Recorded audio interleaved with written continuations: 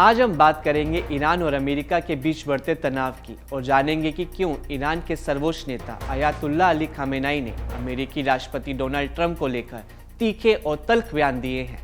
दरअसल साफ लफ्जों में कहें तो खामेनेई ने ट्रंप का मजाक उड़ाया है।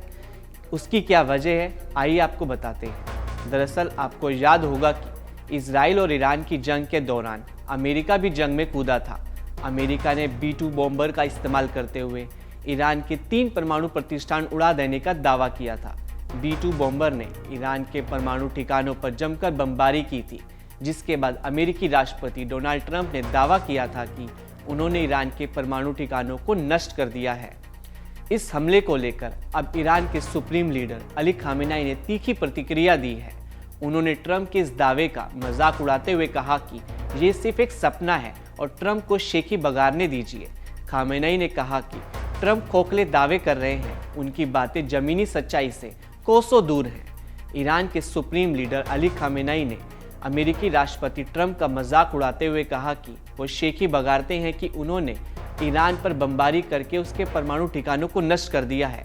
खूब आपके सपनों में ऐसा ही हुआ होगा। खामेनेई ने ट्रंप की ओर इशारा करते हुए कहा कि उनका मकसद सिर्फ इजराइल के निराश जायोनियों को थोड़ी हिम्मत देना है, क्योंकि गाजा में हालिया युद्ध में जायोनी सेना को ऐसा झटका लगा है जिसकी उन्हें उम्मीद नहीं थी। खामेनेई ने दावा किया कि ईरानी युवाओं द्वारा बनाई गई मिसाइलों ने जायोनी शासन के कई संवेदनशील सैन्य ठिकानों और शोध केंद्रों को नुकसान पहुंचाया है। खामेनेई यही नहीं रुके, उन्होंने अमेरिका पर बड़ा आरोप लगाते हुए कहा कि गाजा में जो युद्ध अपराध हो रहे हैं उसमें अमेरिकी बमबारी का जिम्मेदार है। उन्होंने कहा कि अमेरिका ने जायोनी शासन को हथियार और संसाधन देकर गाजा के निहत्थे लोगों, खासकर बच्चों पर बमबारी करवाई। उन्होंने सवाल उठाया कि क्या 4 साल, 5 साल और नवजात बच्चों को मारना आतंकवाद के खिलाफ जंग है। उन्होंने कहा कि असली आतंकवादी अमेरिका है, जिसने दाइश जैसे आतंकी संगठनों को खड़ा किया और अब उन्हें ही अपने हितों में इस्तेमाल कर रहा है। खामेनेई ने यह भी साफ कर दिया कि ईरान के पास अगर परमाणु तकनीक है या नहीं, ये तय करने का हक अमेरिका को नहीं है। उन्होंने कहा कि अमेरिका का इस मसले में दखल देना, अपनी ताकत थोपना और जबरदस्ती करना किसी भी सूरत से मंजूर नहीं है।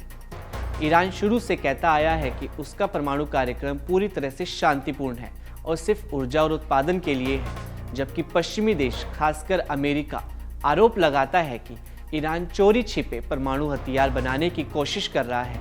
इस मुद्दे पर बीते कुछ सालों में 5 बार बातचीत हो चुकी है, लेकिन कोई ठोस नतीजा नहीं निकल पाया है। सबसे बड़ा झटका तब लगा जब जून में इजराइल और अमेरिका ने 12 दिन तक ईरान के कुछ परमाणु ठिकानों पर हवाई हमले किए, जिसके बाद बातचीत पूरी तरह से रुक गई। इसके बाद अमेरिका की ओर से शांति वार्ता की पेशकश की गई, लेकिन खामेनेई ने उसे सिरे से खारिज कर दिया और कहा कि दबाव और धमकी के माहौल में कोई बातचीत नहीं हो सकती है।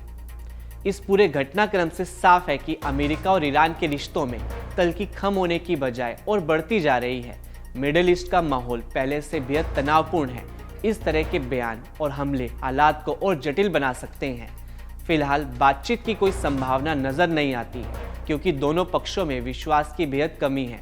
एक तरफ अमेरिका खुद को आतंकवाद से लड़ने वाला बताता है, वहीं दूसरी ओर ईरान उसे असली आतंकवादी करार दे रहा है। क्या ये तनातनी आने वाले समय में किसी बड़े टकराव का रूप ले सकती है? क्या फिर से कोई बड़े सैन्य कार्रवाई देखने को मिलेगी या कोई कूटनीतिक रास्ता निकलेगा? इन सवालों के जवाब आने वाला वक्त ही बता पाएगा।